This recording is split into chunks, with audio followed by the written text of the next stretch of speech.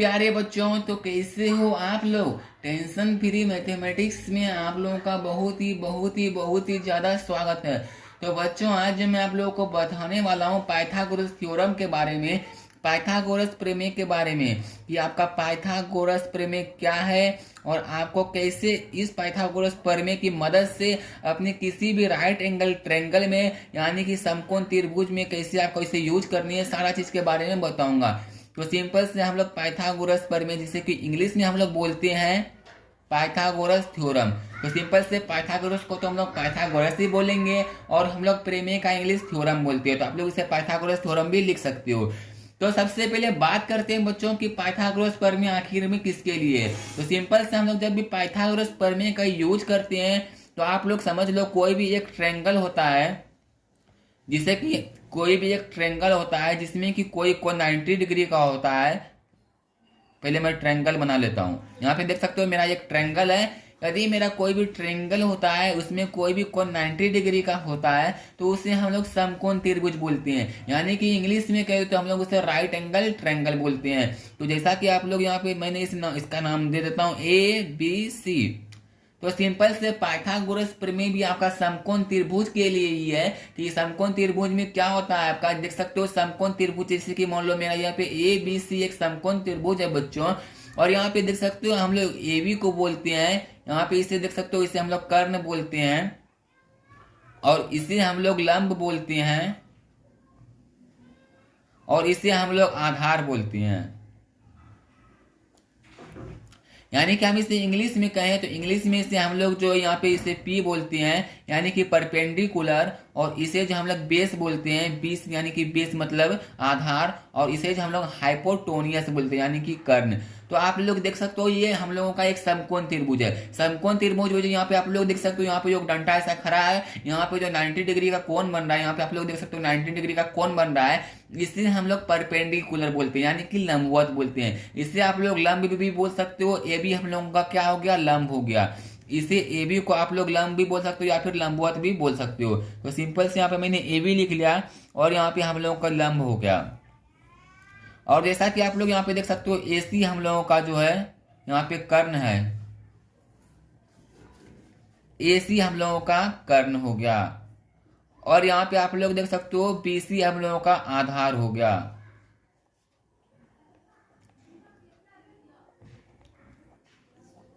अब मैं आपको बताता हूं कि आपको ये सारा चीज याद कैसे रखनी है, ताकि आप जिंदगी भर नहीं भूलेंगे कि इसमें से कर्ण कौन सा है, लंब कौन सा है, आधार कौन सा है। तो यहाँ पे आप लोग देख सकते हो, सिंपल सा भाषा में आप लोग समझ सकते हो। यहाँ पे आप देख सकते हो, यहाँ जो 90 डिग्री का कोण बन रहा है, यहाँ पे एंगल बन रहा है AB में, ABC में, तो सिंपल से इसे हम लोग परपेंडिकुलर बोलते हैं। यानी कि आप लोगों का क्वेश्चंस में यदि ऐसे करके कोई भी चीज रहेगा तो उसे हम लोग परपेंडिकुलर बोलते हैं। यानी कि हिंदी में इसे लंब बोलते हैं, इंग्लिश में परपेंडिकुलर बोलते हैं। तो हो ना गया बात, ये हो गया परपेंडिकुलर।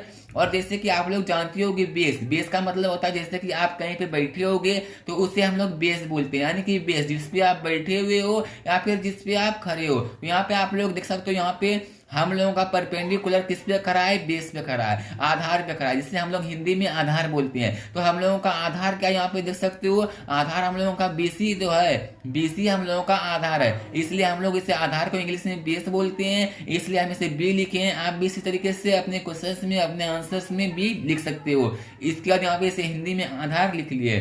अब आप देख सकते हो यहाँ पे लंब का सामने वाला, यहाँ पे देख सकते हो लंब के यहाँ जो 90 डिग्री बन रहा है, 90 डिग्री का सामने वाला जो भुजा होता है उससे हम लोग कर्ण बोलते हैं। क्या आपने सुना, 90 डिग्री का सामने वाला जो भुजा होता है उससे हम लोग कर्ण बोलते हैं। तो 90 डिग्री हम लोग का क्या है, एंगल B है। यहाँ पे आप लोग देख सकते हो एंगल B हम लोगों का 90 डिग्री है, तो उसके सामने वाला भुजा हम लोगों का कौन सा है, AC।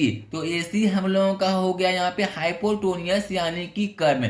तो यही हो गया आपका समझने की बात। चलिए अब बताता हूँ पाइथागोरस प्रमेय क्या होता है। पाइथागोरस का कहना था कि यहाँ पे देख सकते हो, इसमें जो किसी भी समकोण त्रिभुज में सबसे पहले पाइथागोरस ने ये कहा था, पाइथागोरस कोई भी प्रमेय का नाम तो है ही, साथ में पाइथागोरस एक मैथ्स के साइंटिस्ट का नाम है, जिन्होंने अपना एक खुद का प्रमेय दिया और बताया कि किसी भी समकोण त्रिभुज में, यानी कि राइट एंगल ट्रायंगल में, यहाँ पे देख सकते हो कर्ण और आधार, यहाँ पे लंब और आधार से यानी कि किसी भी समकोण त्रिभुज में सबसे बड़ी भुजा कर्ण होती है।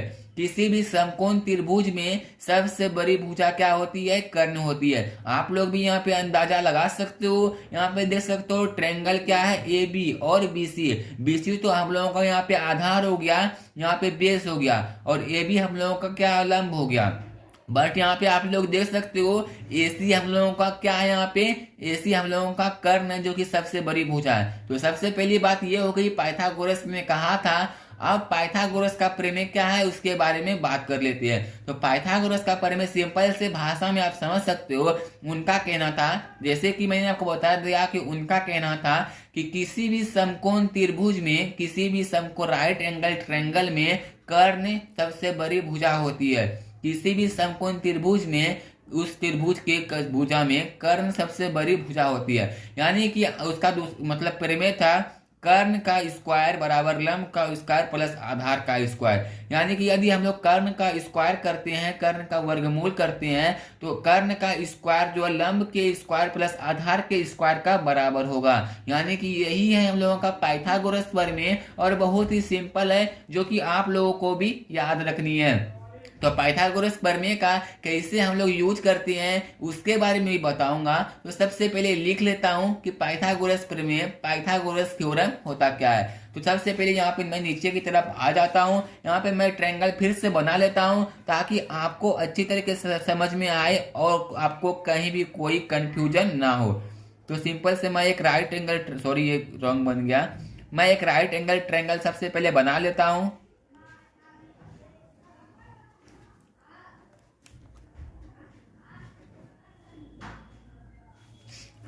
हाँ, यहाँ पे आप लोग देख सकते हो ये मेरा एक राइट एंगल ट्रायंगल है, और यहाँ पे आप देख सकते हो मैंने इसका नाम भी दे देता हूँ ए बी सी।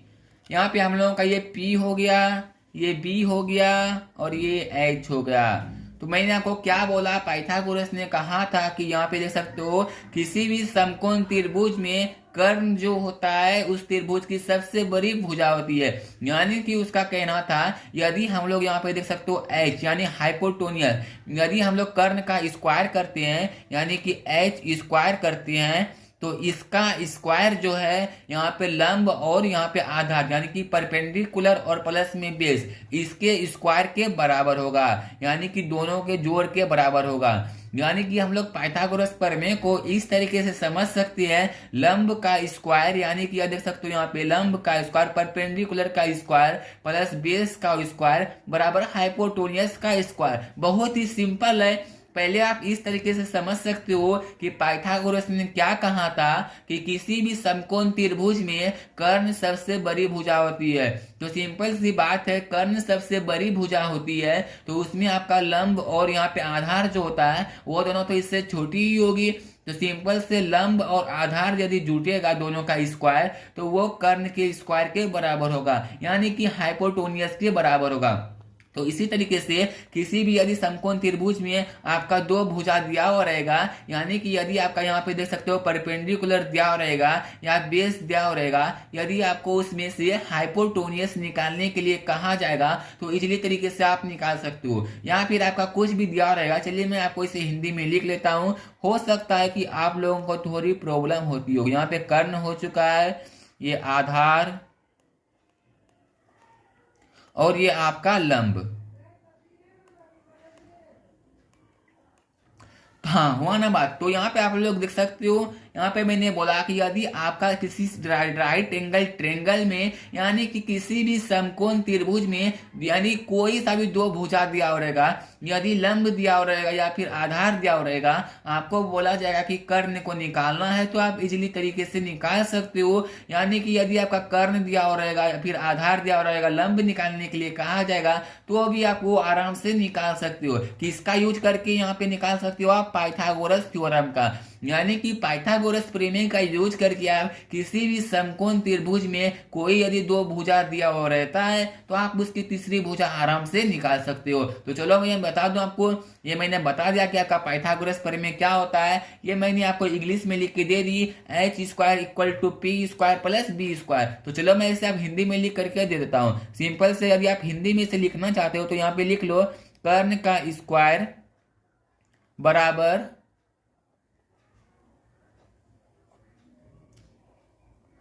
लंब का स्क्वायर प्लस आधार का स्क्वायर। ये हो गया आपका पाइथागोरस थ्योरम। आपको भी इसी तरीके से लिख लेनी है। यदि आप क्लास 9th में पढ़ रहे हो तो भी आपको याद रख लेनी है। यदि आप क्लास 10th में पढ़ रहे हो तो भी आपको याद रख लेनी है। आपको ये जिंदगी भर काम देगी और जो आपको दूसरे को पढ़ाने में भी काम देगी। तो कर्ण का स्क्वायर बराबर लंब का स्क्वायर प्लस आधार का स्क्वायर। तो चलो मैं आपको एक क्वेश्चन देता हूं और आपको इसी तरीके से मैं एक क्वेश्चन करके दिखाता हूं। किसी समकोण त्रिभुज में यहाँ पे देख सकते हो, मैं ले लेता हूँ एग्जांपल्स के तौर पर, क्योंकि ज्यादा लिखूंगा तो ज्यादा टाइम लग जाएगी। तो सिंपल से मैं सबसे पहले एक राइट एंगल ट्रायंगल ले लेता हूं।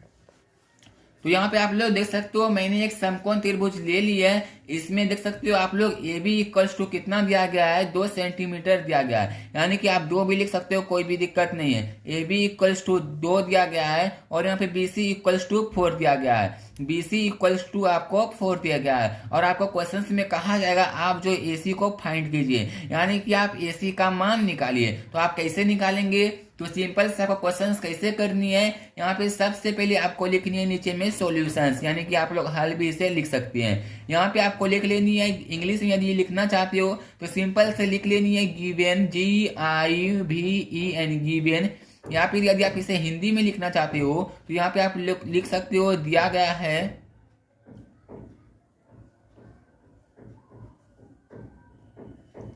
यहाँ पे आप लोग लिख सकते हो दिया गया है। इसके बाद जो यहाँ पे सिंपल से आपको वही लिख लेनी है जो जो आपको दिया गया है, यानी कि कितना कितना ट्रायंगल कौन कौन सा दिया गया है। तो जैसा कि आप लोग यहाँ पे देख सकते हो, यहाँ पे क्या लिखा हुआ है, ए बी इक्वल्स टू 2 दिया गया है। तो यहाँ पे आपको वही सब चीज लिख लेनी है, a b equals to 2, b c equals to 4 और यहाँ पे फाइंड किसको करनी है, ए सी को हम लोगों को फाइंड करनी है। तो आप लोग जैसा कि यहाँ पे देख सकते हो, मैं आपको ट्रायंगल में दिखा रहा हूं। यहाँ पे मेरा क्या दिया गया है, यहाँ पे देख सकते हो P दिया गया है 2, यानी कि हम लोगों का लंब दिया गया है 2 सेंटीमीटर और यहाँ पे आधार दिया गया है 4 सेंटीमीटर। तो हम लोगों को क्या निकालनी है, कर्ण निकालनी है। कर्ण निकालनी है, यहाँ पे आप लोग इसे P भी लिख सकते हो, इक्वल्स टू यहाँ पे लिख सकते हो P और इक्वल्स टू P। तो यहाँ पे मैं सिंपल से आपको इसी तरीके से लिख लेनी है, equals to P and equals to B। अब आपको फाइंड क्या करनी है, ए सी। तो आपको यहाँ पे लिखनी है समकोण त्रिभुज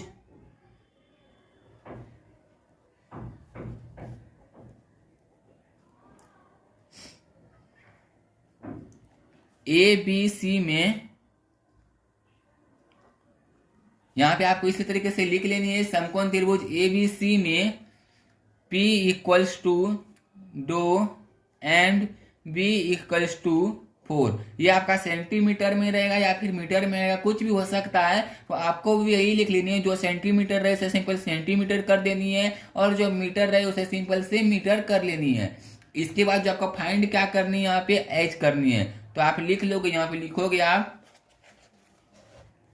पाइथागोरस प्रमेय से। सिंपल से आपको कुछ भी नहीं करनी है, ये आप एग्जाम में भी इस तरीके से लिखनी है और एग्जाम में मैंने इसी तरीके से बनाई थी और आप लोगों को भी सिखा रहा हूं।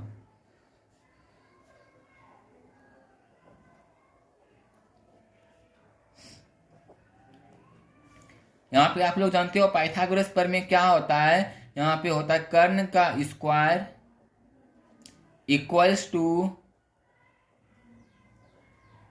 लंब का स्क्वायर प्लस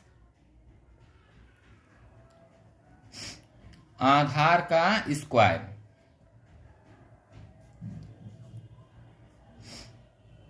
तो आप यहाँ पे देख सकते हो मेरा यहाँ पे लंब कितना दिया गया, 2 सेंटीमीटर दिया गया है। यहाँ पे कर्ण का स्क्वायर सिंपल से आप लोग लिख लो, जो चीज नहीं दिया गया उसे सिंपल से लिख लेनी है। यहाँ पे इक्वल का साइन है, इक्वल दे देनी है। यहाँ पे लंब हम लोग का कितना दिया गया है, 2 सेंटीमीटर। तो सिंपल से यहाँ पे आपको 2 लिख लेनी है, स्क्वायर है स्क्वायर दे देनी है, प्लस का साइन है, यहाँ पे आप लोग देखो प्लस का साइन है तो सिंपल से प्लस दे देनी है। यहाँ पे हम लोगों का बेस कितना दिया गया है 4 सेंटीमीटर, यानी कि आधार हम लोगों का 4 सेंटीमीटर दिया गया है तो सिंपल से यहाँ पे 4 लिख लेनी है। यहाँ पे स्क्वायर है तो सिंपल से स्क्वायर लिख लेनी है। इसके बाद नीचे में आपको सिंपल से वही करनी है जो आपका लिखा हुआ है। यहाँ पे कर्ण का स्क्वायर है तो सिंपल से कर्ण का स्क्वायर आप लोग दे दो। इसके बाद इक्वल का साइन है, इक्वल का साइन दे दो। 2 का स्क्वायर 4, प्लस का साइन प्लस, 4 का स्क्वायर 16, तो सिंपल से इस तरीके से लिख लो। फिर यहाँ पे हम लोग कर्ण का स्क्वायर देंगे या फिर कर्ण को आप लोग हाइपोटेन्यूस h भी लिख सकते हो। 4 + 16 यानी कि 20। यहाँ पे आप लोग देख सकते हो स्क्वायर है इस साइड में, बराबर के इस साइड में। स्क्वायर यदि बराबर के उस साइड जाता है तो हम लोगों का रूट बन जाता है। इसलिए हम लोगों का यहाँ पे देख सकते हो मैं कर्ण को h लिख रहा हूँ, इससे कोई भी दिक्कत मत लीजिएगा क्योंकि कर्ण को हम लोग हाइपोटेन्यूस बोलते हैं इंग्लिश में, यानी कि h। तो सिंपल से मैंने h लिख किया इक्वल्स टू 20 है यहाँ पे। तो यहाँ पे देख सकते हो यहाँ पे स्क्वायर जो है इस साइड में, इक्वल के इस साइड में स्क्वायर में है, यानी कि यहाँ पे माथे पे 2 है तो उधर जाएगा, बराबर के उस साइड जाएगा तो यहाँ पे रूट बन जाएगा। तो यहाँ पे रूट 20 इस तरीके से हो जाएगा। आप इसे आपको सॉल्व कर लेने। रूट 20 को जब आप सॉल्व करते हो, मैं साइड में करके दिखाता हूँ, तो यहाँ पे देख सकते हो रूट 20 को आप क्या लिख सकते हो। सबसे पहले आप 2 से खिलाओ कर यहाँ कितना आ जाएगा 10, और फिर 2 से खिलाओ कर यहाँ कितना आ जाएगा 5। तो आप इस तरीके से लिख सकते हो उसे 2 गुना 2, 2 गुना 2 गुना 5, यानी कि आपसे 2 स्क्वायर गुना 5 लिख सकते हो। 2 का स्क्वायर गुना 5, इसलिए हम लोग यहाँ पे देख सकते हो 2 का स्क्वायर गुना 5 इस तरीके से 20, यानी कि आप इसे रूट 10 लिख सकते हो। इसलिए हम लोगों का हाइपोटेन्यूस कितना निकल गया रूट 10। आपका यही आंसर हो जाएगा और आपको इसी तरीके से लिख लेनी है। ये आपका आंसर हो चुका है। तो कैसी लगी आज का वीडियो हमें कमेंट करके बताओ। इसी तरीके से आप भी पाइथागोरस प्रमेय का यूज कर सकते हो और पाइथागोरस प्रमेय को समझ सकते हो। मुझे आशा है कि आप लोगों को पाइथागोरस प्रमेय समझ में आ गई होगी।